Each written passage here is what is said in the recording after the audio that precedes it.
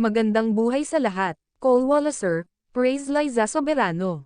So happy and excited to shoot Liza Soberano at the SAG Awards. Nothing makes me happier than seeing other mixed Asians on the red carpet. We definitely should have done a duo hapa glambot together. Hopefully, we'll have another chance, Liza Soberano. Sa post ni Cole Walliser, umani ng libo-libong papuri para sa actress. Ayon sa ibang komento, kay Liza Soberano, dahil sa post ni Cole Walliser. It's how a simple effortless move turns out so amazing for me.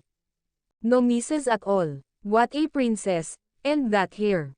Close call for best hair in show, Cole Walliser. Loving the gold on you, Cole. Wow, Cole, the great meets Pinay star, Liza Soberano. Finally, been waiting for you to post this, Cole Walliser. Liza was on fire, she served.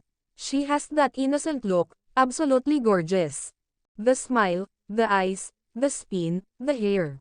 So simple, yet elegant, Liza Soberano. I'm Malaysian, but I love her so much. I'm obsessed with you. OMG, now I finally know your name and account.